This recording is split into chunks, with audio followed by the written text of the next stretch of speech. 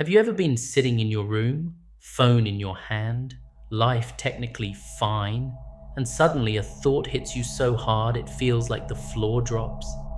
What am I doing with my life? Not like a quote you post, like a real question, the kind that makes everything you've been doing feel thin, like you're present but not inside your own life. That moment is the start of an existential crisis, when the story you've been living stops making sense, not because you're ungrateful, not because you're weak, but because something in you wants honesty more than comfort. An existential crisis isn't just big questions. It's when the old answers stop working. You used to explain your life with roles: student, spouse, achiever, responsible one. Those roles came with a script, and the script gave you direction. Then one day, you realize you've been moving through steps without feeling connected to where they lead. You're still doing the things, progressing, surviving, even winning, but it feels like you're watching yourself from a distance. And that's why it hurts, because it's not about your schedule, it's about your foundation. Why am I here? What do I really want? Am I living or performing? If I can choose, why does every choice feel heavy? If I choose wrong, do I waste my one life? This is also why existential crisis can hit when nothing is wrong. Sometimes it hits because things are going right. You graduate, you get the job, you get the relationship, you reach the goal, and instead of peace, you feel an emptiness you can't justify, like you climbed a mountain expecting a final answer and found only more sky. You feel guilty for even feeling it. I should be grateful, but gratitude doesn't replace meaning. You can appreciate what you have and still realize it isn't feeding you. It's like building a beautiful house and then walking into it one day and realizing you don't want to live there. But before we continue, please like this video and subscribe to this channel for more deep content. Now here's the deeper reason this crisis happens. Under the surface, it's usually triggered by 3 truths about being human. Truths we can ignore when we're busy, but can't ignore when life finally gets quiet. This is also why existential crisis can hit when nothing is wrong. Sometimes it hits because things are going right. You graduate, you get the job, you get the relationship, you reach the goal, and instead of peace, you feel an emptiness you can't justify, like you climbed a mountain expecting a final answer and found only more sky. You feel guilty for even feeling it.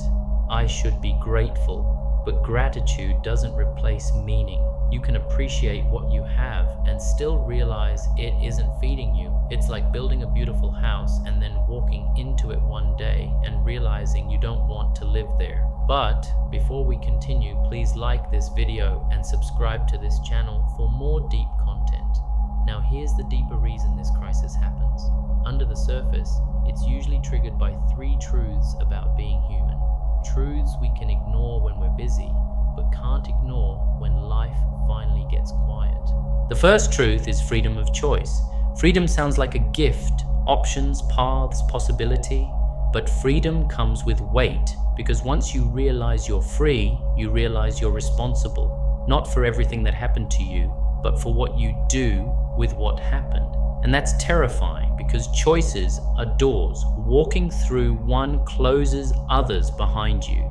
Suddenly, you're not just picking a job or a relationship, you're picking a life, and you can feel the permanent echo of it. That's why existential anxiety feels different. It's not fear of a predator, it's fear of regret, fear of wasting your existence, fear of waking up years later and realizing you were living someone else's version of success.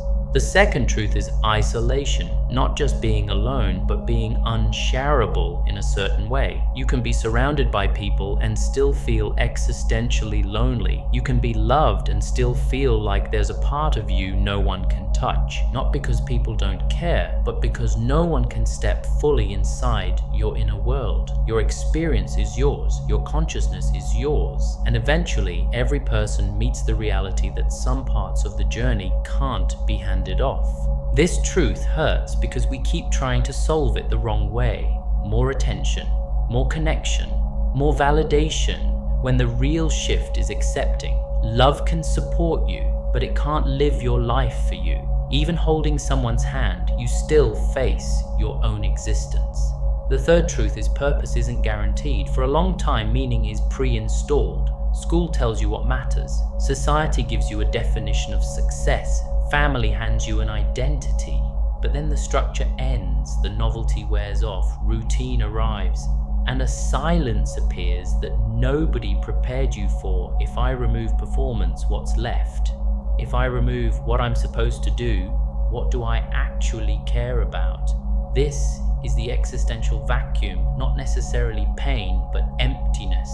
You can be productive and still feel pointless, busy and still feel absent, successful and still feel hollow. Without purpose, time stops feeling like a direction and starts feeling like something that just happens to you. And when these three truths collide, freedom, isolation, and the lack of guaranteed purpose, they create a specific kind of pressure. I have to choose my life. I have to live it from the inside, and I still have to create meaning anyway. That's when the mind panics, because the mind wants certainty. It wants a formula. It wants someone to say, do this and you'll be okay. But existential truth doesn't offer guarantees. It offers responsibility to choose deliberately, to connect honestly, and to build meaning instead of waiting for it. And once that hits, you feel it everywhere. You feel it as anxiety that doesn't attach to one clear problem, a constant inner alertness, a tight chest, a mind that keeps scanning the future like it's looking for the scene where everything collapses.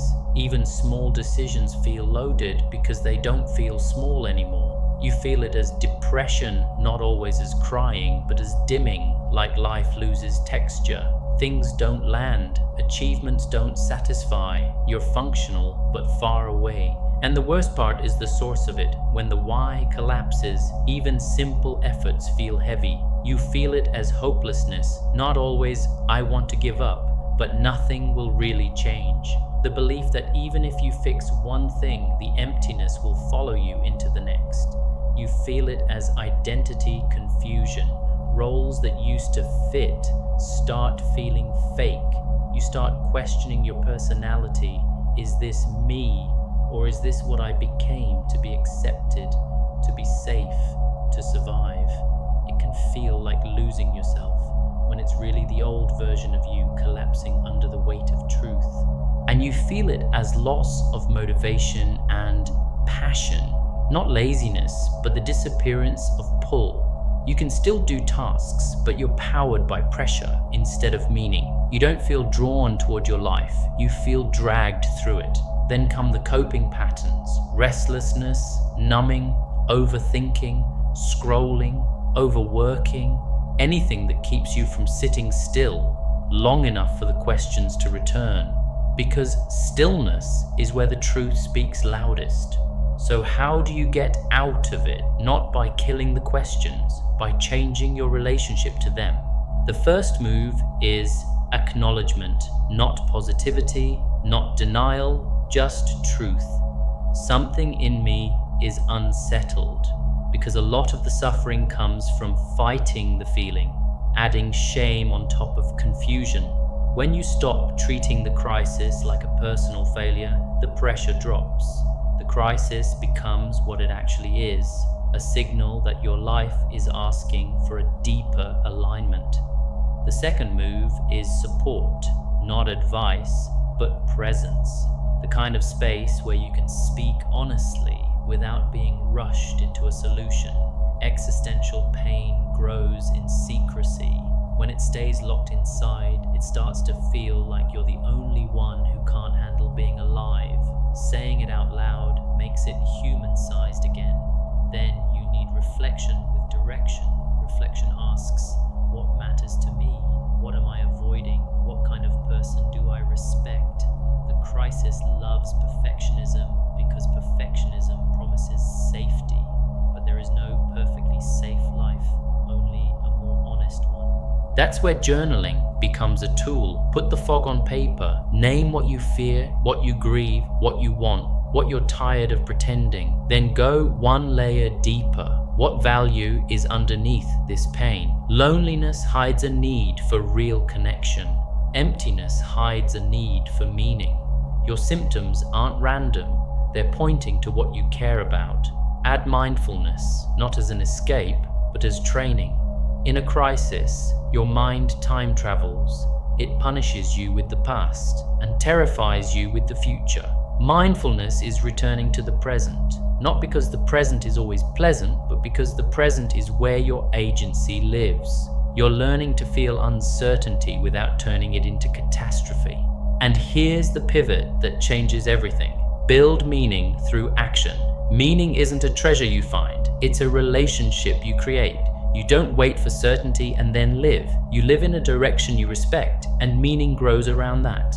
One honest conversation, one boundary, one act of care, one small piece of work that reflects your values. Tiny actions, repeated, become a life that feels like yours.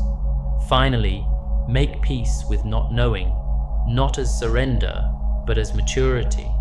The mind wants guarantees. Life doesn't give them. Existential strength is moving anyway, without complete certainty, because you'd rather be real than perfectly safe. If you're in an existential crisis, it doesn't mean you're broken. It means you've reached a moment where your life is asking you to stop living on autopilot and start living with intention. Now tell me in the comments, what's the biggest thing you're wrestling with right now? Choice, loneliness, purpose, or identity? And what's one small step you're willing to take this week?